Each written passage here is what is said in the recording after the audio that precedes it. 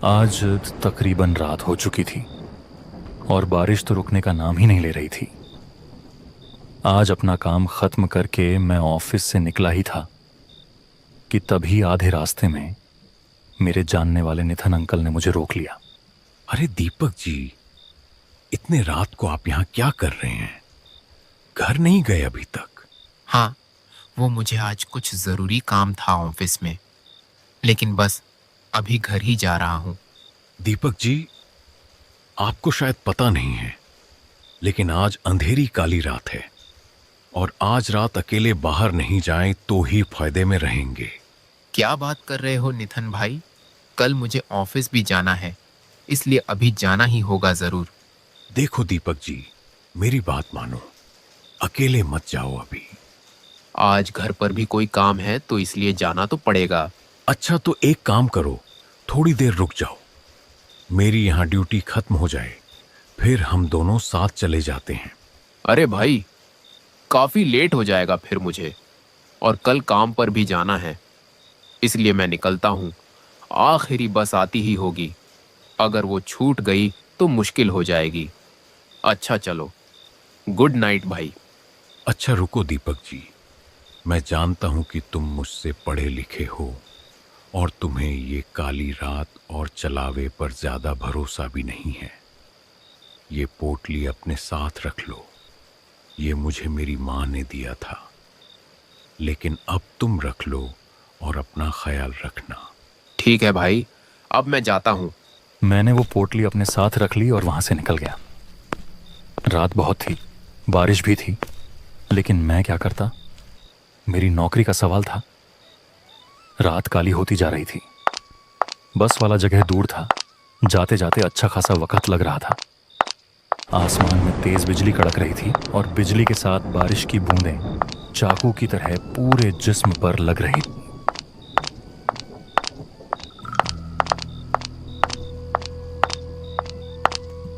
अब थोड़ी देर बाद मैं बस के जगह पर पहुंच गया था।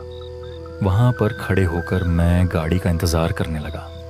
बारिश और भी ज्यादा हो गई थी और मेरे आसपास अब कोई भी दिखाई नहीं दे रहा था।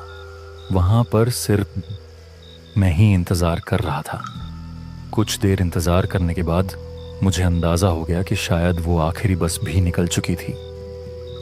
तभी मैंने रोड पर सामने एक अजीब सी लड़की देखी जो वहां पर बैठी हुई थी। अंधेरा बहुत ज्यादा था, इस वजह से मुझे वो ठीक से दिखाई नहीं दे रही थी। तभी आसमान में जोर से बिजली कड़की, जिससे मेरा ध्यान हट गया, और फिर जब मैंने उस जगह पर देखा तो वहां कुछ भी नहीं था। ये बात मुझे काफी अजीब लगी। मैं उसी के बारे में सोच ही रहा था कि अचानक वहां पर एक गुलाबी रंग की साड़ी में एक लड़की मेरी तरफ आने लगी।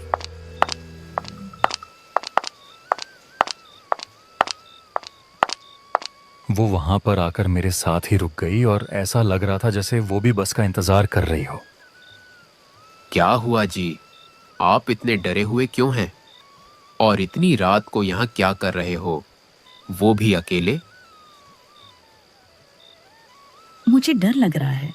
डर? किस चीज का डर? मुझे इस रास्ते से और अंधेरी रात से डर लग रहा है। क्या आपको डर नहीं लग रहा?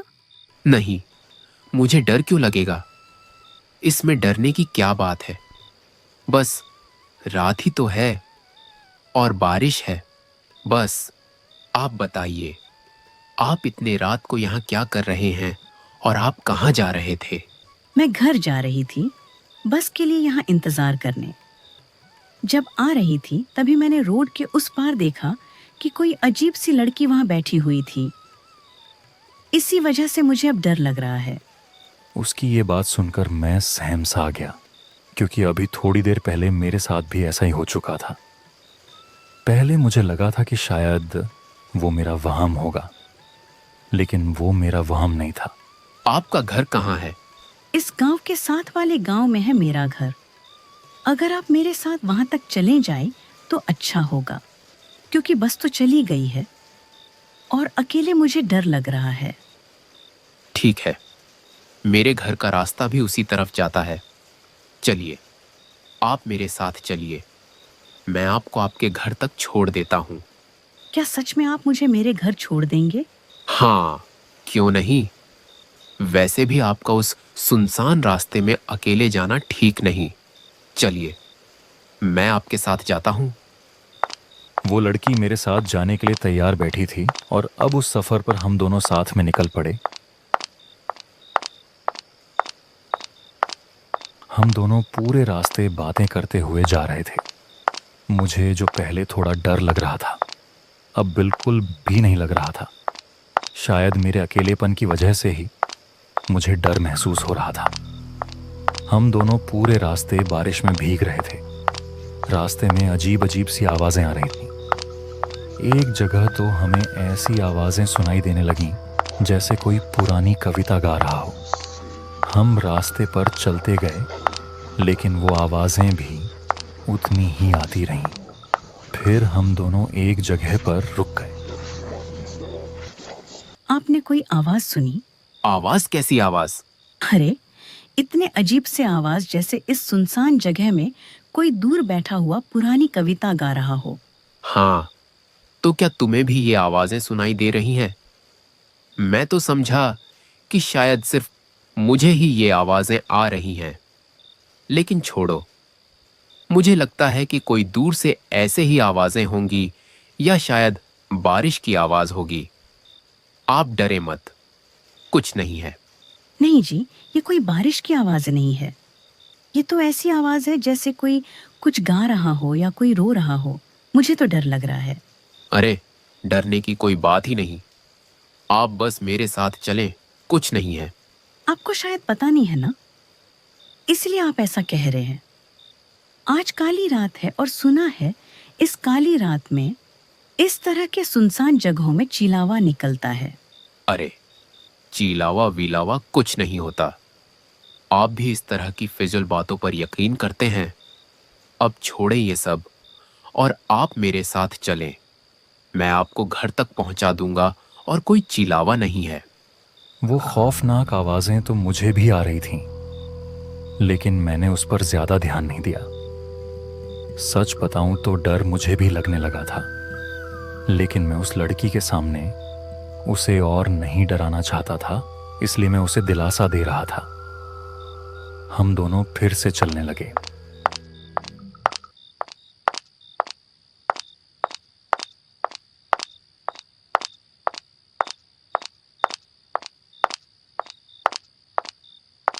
इस अंधेरी रात में, इस सुनसान जगह पर, इस रास्ते से क्या आपको डर नहीं लगता? नहीं, इसमें डरने की क्या बात है? बस सिर्फ अंधेरा ही तो है। नहीं, बस सिर्फ अंधेरा नहीं है, यहाँ पर और कुछ है। यहाँ पर उसका इतना कहते ही मेरे पैर एकदम रुक गए। और कुछ भी का क्या मतलब? क्या है यहाँ पर? मैंने सुना है कि इस रास्ते पर चिलावा घूमता है, जो अक्सर लोगों को अपनी बातों में डालकर मत देता है। नहीं, मैंने पहले भी कहा कि चिलावा जैसा कुछ नहीं होता। चिलावा वैसा कुछ नहीं होता। ये सब कहने की बातें हैं बस। आपने देखा नहीं है ना, इसलिए आप ऐसी बातें कर रहे हैं। जिस दिन आप सच में देख लेंगे, फिर आप ऐसी बातें नहीं करेंगे साहब जी। तुम तो ऐसे बातें कर रहे हो जैसे कि तुमने सच में कोई चिलावा देखा है। तो बताओ फिर, कैसा दिखता है चिलावा? चिलावा बहुत ही खतरनाक होता है। एक बार किसी को पकड़ ले तो फिर आसानी से नहीं छोड़ता। अगर कोई भी चिलावे के पकड़ में एक बार आ गया तो फिर उसका बचना बहुत मुश्किल है। वो सब तो ठीक है, लेकिन तुमने मुझे बताया नहीं कि क्या तुमने देखा है चिलावा। हाँ साहब जी, मैं चिलावा ही तो हूँ। उसका इतना कहते ही मैं एकदम से रुक गया। मगर ये क्या, लड़की कहाँ गई? मैंने इधर उधर देखा, मगर वो कहीं भी नहीं थी। अब मुझे उसकी बातों से डर लग रहा था। मुझे समझ नहीं आया कि वो कोई थी भी और अचानक गायब कैसे हो गई। मैं अब बहुत डरा हुआ था। मेरी सांस मानो थम सी गई थी। मैंने बिना इधर उधर देखे ही चुपचाप चलना शुरू कर दिया। जो ये चिलावा वगैरह पर यकीन नहीं करता था, अब मुझे इस पर यकीन होने लगा था। डर के मारे मेरे हाथ पैर कांप रहे थे।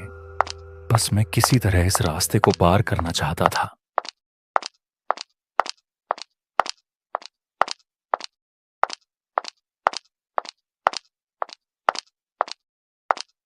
साहब जी, क्या हुआ? डर गए आप? ये आवाज सुनकर मेरे होश उड़ गए। मैंने पीछे मुड़कर देखा तो वो लड़की फिर से वहीं पर खड़ी थी। अब मुझे उस लड़की से बहुत डर लग रहा था। तुम कहाँ चले गए थे? अरे साहब जी, आप तो डर ही गए। मैं तो बस आपसे मजाक कर रही थी। उसका इतना कहते ही मेरी जान में जान आई। तुमने तो मुझे सच में ही डरा दिया था। साहब जी, लेकिन आप तो कह रहे थे कि चलावा वगैरह कुछ नहीं होता, तो फिर किस चीज से डर रहे थे? उसके सवाल का उस वक्त मेरे पास कोई जवाब नहीं था। मैं कुछ ना बोल सका। अच्छा, अब चले, घर भी जाना है, रात ज्यादा अंधेरी हो चुकी है। हाँ साहब जी, चलें।